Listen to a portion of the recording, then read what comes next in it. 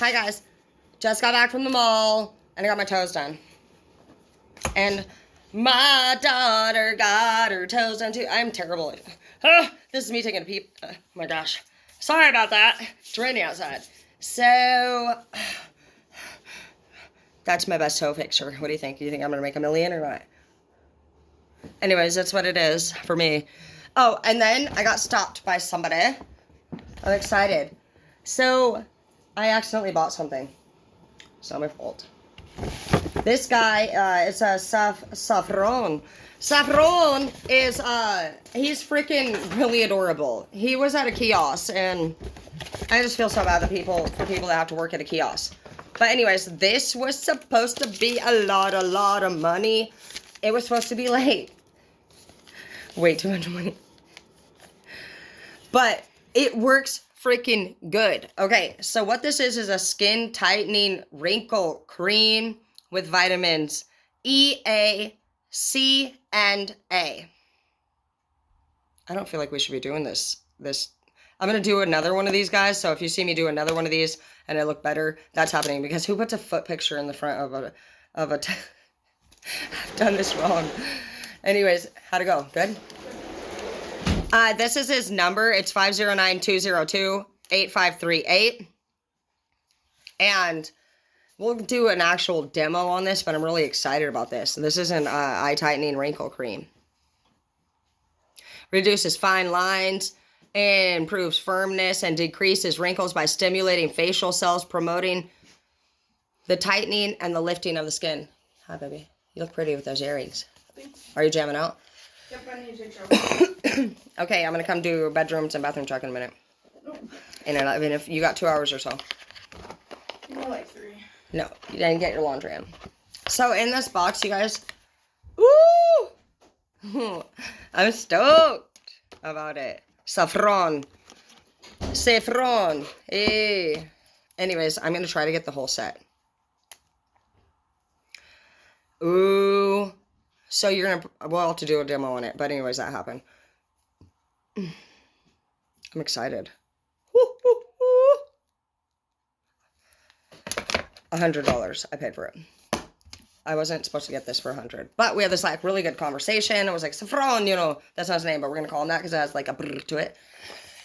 But I was like, Saffron, you know, why you be at this kiosk, you know, because you don't know about YouTube, you know, you can sell your stuff on YouTube and you do not have to live like this. No way.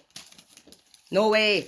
He said, really, you know, I don't really know, you know, about that. So I said, Saffron, I know, me neither. I did not know, but now I do. And so you enjoy, I destroy. Rough. Yeah, I'm not surprised. Is it not how it goes? This is the person that you love, and I hear family or lover, but this is family. You got a family member. You enjoy, I destroy. This could be a lover too. But the first thing I heard was family. And hey, back off, Barbara. I love you. Back off. Did you miss me? So anyways, you guys might be getting messages in your dreams. You guys might have actually dreamt about something in particular recently. Something that was just weird. And I'm hearing that in the dream, this person was a person, but it didn't look like that person. But it was that person, and you were like, that was a weird dream, dude. And for some of you guys, you could have even dreamt about somebody that you know in a dream, but it could be the person that is doing this to you also, if you're not sure exactly why. I just heard, okay, back up, babe, I love you. I just heard that there's somebody out there, honestly, that's just doing, like, energy spells against you, which, if they're even thinking about you, people can be honestly thinking about you in any way, and you might feel a weird feeling out of nowhere. Even like sexual to angry, anything that I've heard about it. And I don't know, like, I mean, that's crazy shit, dude. But I believe it. Why wouldn't they? Why wouldn't you? So, you know what? I think that's something that we need to be paying attention to. At what times are we starting to out of nowhere feel different ways? And I've always known that we could be in the same room and pick up energy from another person. And if you take like 10 to 20 steps back, you'll start to feel different. So I'm like, you know, now that I know like energy is like a pollution in the room, bad energy is like somebody farting and you smelling it and just getting closer to the smell. You're like, what the, who the hell? That's what it's like. And then, just a clean, sanitized, open space, welcoming, refreshing, calming. That's good energy. Then you just got this bad energy, dude. There's like you walk in somewhere and it just is cluttered, and the words they speak are cluttered and crowded, and everything about their life is cluttered and crowded, and it's just so much. People need to understand how clearing their space out and what energy really is and what it does and where it is like, it's huge. Even my dad's box over there, when I speak of this, I got a bad feeling off that box. And I bought him that box. I bought him that box when we were both clean on his birthday. We had a birthday party for him right up there on my deck. Great day. Great day. He was sober. I was sober. Everybody was sober. Only fucking time in my life that we have ever been together sober. The only person that wasn't there was my brother. He was in prison.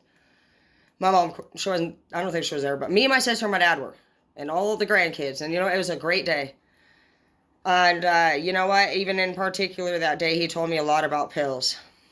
He told me he was getting pills from going to the doctor over a medical situation. And he was just telling me all about pills. And, like, I don't use pills. And I didn't pick up on the signs that he was telling me that day. And I love you, Dad. I miss you a lot so much. He loved that present. I filled it with a lot of goodies. And he just loved it. He was so happy about that birthday. But before we pulled that extra card, he told me a lot about pills that day. He said that the doctor was giving him all these hot, strong pills, and he didn't want to take them. He said, I don't want to take these pills. I'm telling him I don't want to take these pills. I'm giving all these pills back to the doctor, and I don't even want to take these pills no more. My dad has never taken pills. And to be honest, my older brother had a very heavy addiction to pills and heroin. And so our whole he was the only one that I knew of in the family that even did that shit. So, and my dad always spoke a lot about him not wanting Lamar on it. So I totally missed that whole freaking thing right there. I did not see it as a cry for help, which it was. My dad was heavily into the pills at that point. It actually branched out to heroin. Or sorry, not heroin, but fentanyl, I guess. I don't know. Maybe he did do fucking heroin in between. I don't know anything about any of the three. The only time I've ever taken pills is like for my fucking C-sections, or I had a kidney infection. So pay attention, you guys, to different people in your life that are telling you things, because it is a cry for help. I do it all the time. The other day I wanted to text my boss something. And right then, I had already sent the message, hey, but I heard a message, off to the side in between her responding. And it said, don't give up on whatever it is that you're working on. And it made me think, God's right, don't give up on what we're working on. There's going to be more things that happen to us in the future. There's going to be more deaths. There's going to be more losses. There's going to be more struggles. And we're going to have to just learn better ways to be prepared and to get through it. We can't give up. We can't get lost. It is okay to hurt, and it is okay to struggle. It's okay to make mistakes. We got to pick ourselves back up in a timely manner, quickly.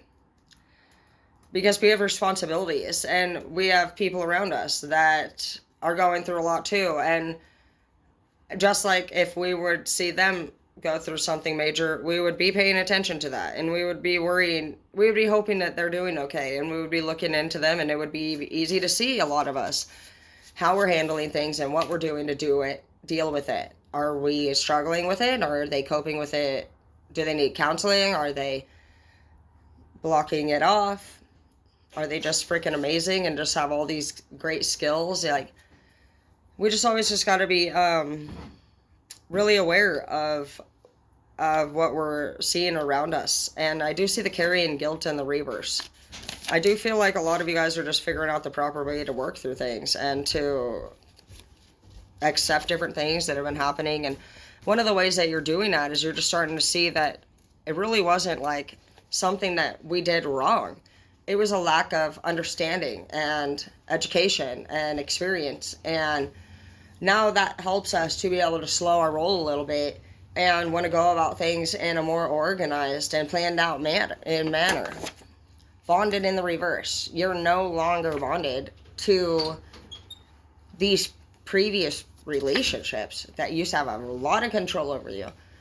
Even if you have anything new in your life going on, it's a new person than it used to be.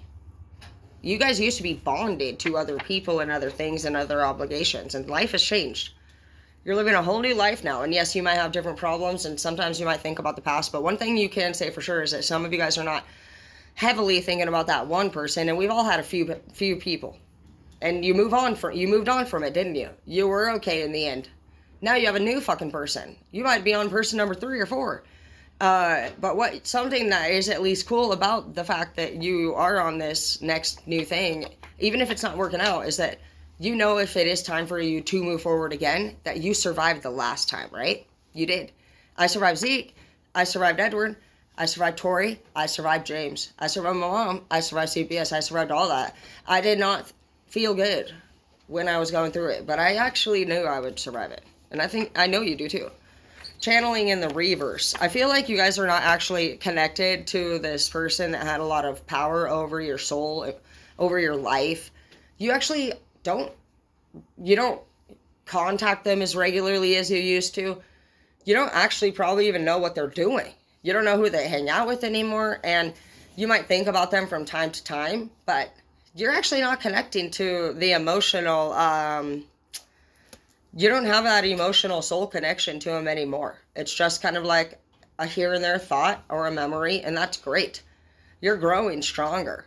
And this person, if it's coming up, you enjoy, I destroy, this is a really great thing that you're doing that.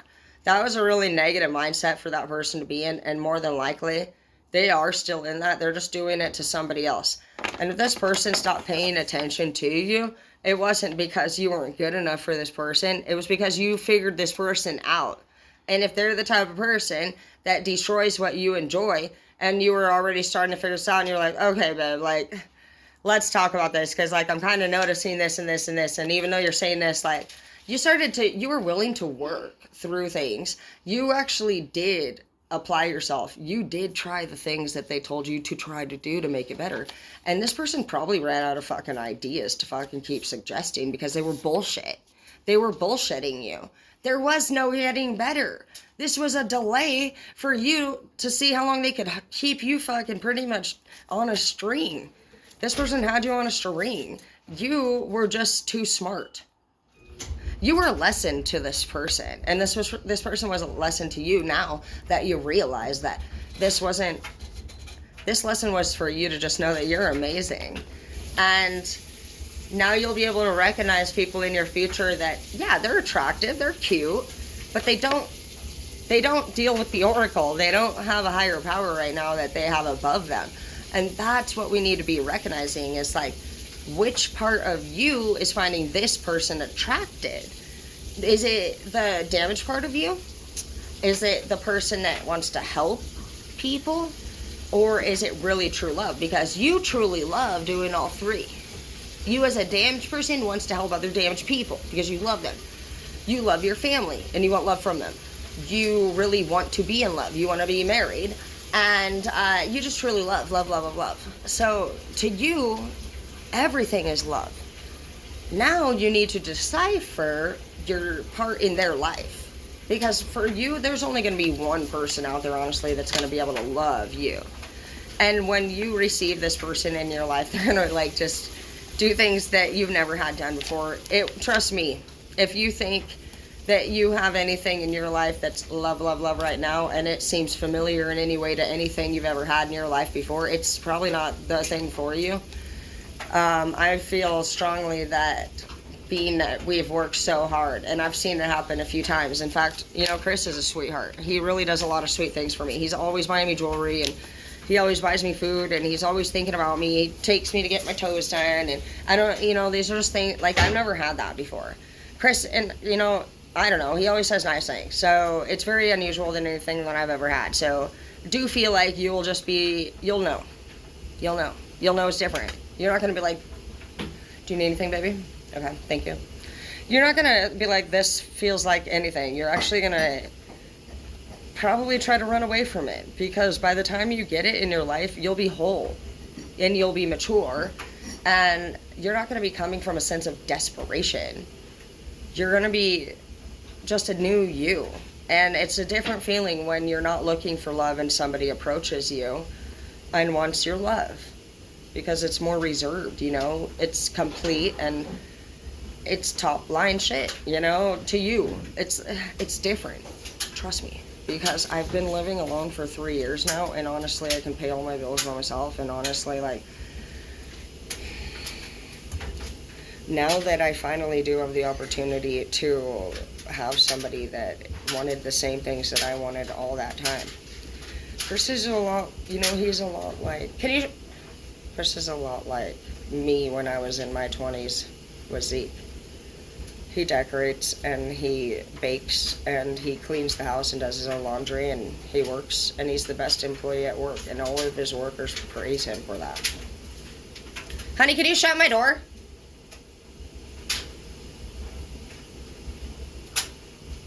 Halo!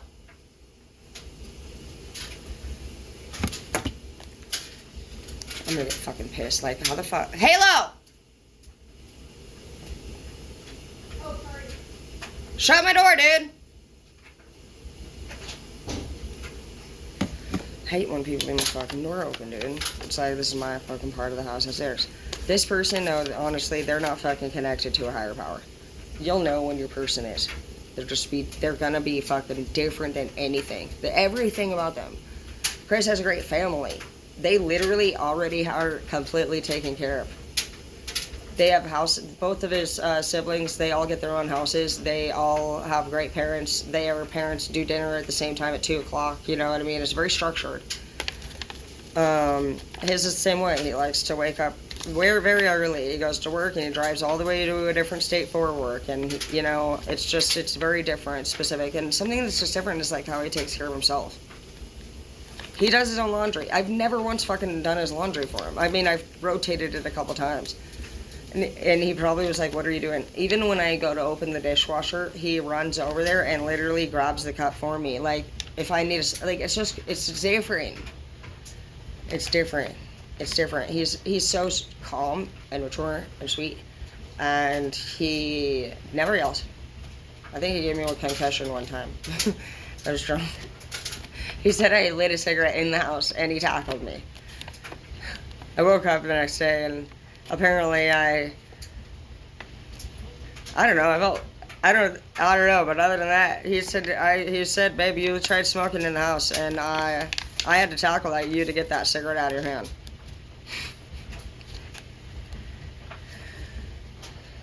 I don't know. Even one time I did something real bad. I hurt myself, and he knew that I did. He knew what happened, but I didn't want to tell him how I got my owie, and I was scared that I would get into trouble. And his way of handling it is he just stays calm. And you know what he asked me? He said, babe, are you sure you didn't hurt yourself by doing it like this? And he didn't even say that face. It was calm, which is something I'm not. I'm going to keep it still. He did no head bobber, nothing like that. He said, babe. No, stop. I don't even know. I can't. That's what I'm saying. I couldn't imitate what I'm looking at here, dude. And you won't either. He just says, babe, are you sure that it didn't happen like this? But it's in no way accusational. Who can do that? I can't even fake it. I can't even be an actress. He's purely sweet. He's a Libra. I like air signs. Air signs are good for me because they're logical. and they're organized and they're practical and they're strong. Some of you guys are feeling suicidal. Be with the angels now and strong. And some of you guys are losing somebody or have lost somebody to death. And it's just saying to be strong. Your time is not done here. And it does hurt. Bad. Hurts bad. I went through the dark night of the soul when I lost my sister Ann with Martin. I couldn't get Kinsey or Martin's dead bodies out of my head for a long time, dude. For years, I fucked up. I bet you 8 total years. It was about 3 or 4 on both of them. Heavy duty. Heavy duty.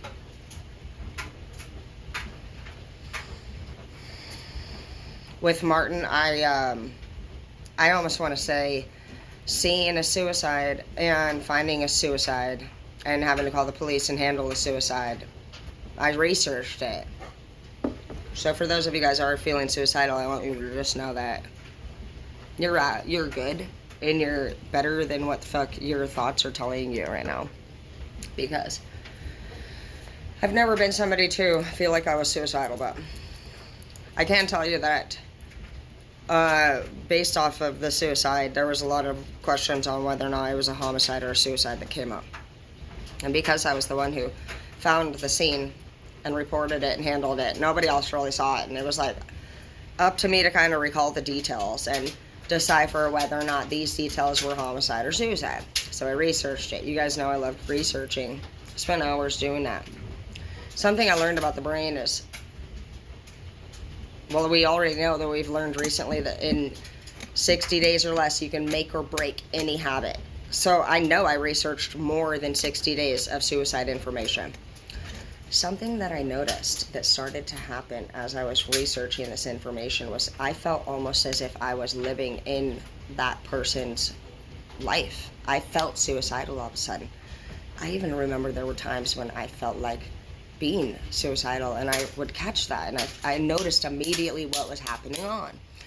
I noticed the more we read and researched and watched videos, everything about it, the more you do, the more you become like it. And I caught that. It was the first time I've ever researched something that I wanted nothing more than, I don't want to end my life. I don't want to get to a place where I want to, but I can't understand how it happens. And that's why we're here today, being together and putting our shit out here. That's why I put my stuff out here, like, on the open. You know what, sometimes people feel like they can't tell their story. They feel like they're judged. You're carrying guilt, about things that you did. You got people that want to destroy what you enjoy. You know what? Here's a place where they don't. They're not going to do that here. Nobody's going to destroy what we enjoy on this channel, and we're going to do things in our true, authentic way that we do. And some people are going to like it, and some people are not going to. But we are figuring out who we are for the first time in our life, and we are shedding layers, and we are exposing selves of our inner selves that we've never discovered before. Some of us have never been free of being under somebody else's control, so you probably will see us go out and do things that maybe we should have done at 21, but we didn't get that. Maybe some people were property of other people during those times. They were married young. They were young moms and dads, and they were in prison, and they're just getting released. There's a million reasons why people are freaking acting a fool, and you know what? Honestly, it's okay here. It's okay here. You are destined for great things. Watch your cardiovascular system. Mine's been acting up. I'm getting bruises. Look it. I told you guys my chest was hurting. Don't you guys remember? I kept saying my chest is hurting, you guys. My chest is hurting. Look. And this new bruise just came. I don't know. Do you see it though? Now I want to go look in the mirror. But look. And I feel it too. Bump. I need to go to the doctor. I don't like going to the doctors. But just be kind to yourself, you guys, because we're so hard on ourselves. We're always working so hard, and we never know, honestly, like, at what point our lives are going to end. So if there is something that you want to say to somebody, like, it could really matter. This person, we just grow so much. We learn so much, we change so much, and a lot of times we're dead set on what the fuck we think happened. And as you mature, you're going to take things in a different way. You'll perceive things more with maturity and time. some people don't. They don't grow up any more than where they stayed, you know, struggling. But you can at least acknowledge that and say, these people, you're going to get older. Pretty soon you'll be in your 40s, 50s, 60s, and you're going to look back on people right now that are 20 right now like you, 30 like you, and you're going to be like, damn, we were so fucking young. I can't believe we actually expected each other to do all the things that we put down there on each other's plate. I can't believe, you know, I was so hard on that person when they were going through this. I'm going through that now, and I don't even know what to do. I can't believe I didn't tell that person I love them. They're married now. They're dead now, and I love them, and I still love them. Can't believe I never got over that person, you know, and I spent 20 years just hating on this person. Come to find out, you know, that person's dad raped them. And that's why they fucking were out there doing the shit that they were doing and couldn't connect with you. Be bigger than the surface unit of the issue. And if anybody out there are honestly the person that destroys what other people enjoy, you're ruining your own life by doing that, because you're living in a state of hate. The universe doesn't support that. And if you think being hateful is powerful, the devil has you right where he wants you. Stuck. Ain't doing nothing positive. Just what? What are you, like a heater? Are you just radiating hot heat? Heatness? What are you doing? You're heating hell? Or what? What the fuck is your purpose? Even for the devil. Because, like, literally, you're not even fucking, like... I would figure if you're fucking got purpose for the devil, you're a fucking major drug dealer, you're fucking making that money, you're fucking spreading it far and wide, you know what I mean? Maybe you're fucking blowing up people with bombs, you know what I mean? What is it about you that's so damn powerful in the dark world that you're even fucking feeling, like, good about your behavior? I'll tell you what, if I'm gonna go down in the dark side, I want to be like Ghost Rider, the devil's son. I want to be like Harley Quinn, you know, I'm gonna be something major. Because it's all a fucking illusion when you're doing the bad shit, and if you really think that you're fucking that hard. It's the devil's fucking literally fucking got you thinking that whatever you're into. It's like saying that you got 10 bitches all at the same time and you're a pimp, but you ain't got no love in any of them. Fuck, every fucking motherfucker with multiple boyfriends and girlfriends wishes they actually had love. And you know what? They miss that one motherfucker that they don't have anymore. That's why the fuck they got 10. Just be real with yourself. You don't got to tell nobody the truth. Let's fucking get it where we don't got it for once in our lives. And the last thing that we're gonna do anymore is worry about fucking shit. The fucking for why it didn't happen. You know why it didn't happen is because we weren't doing this. Being proactive, being positive, finding the pro in every con, and being prompt with how we handle our problems. POP.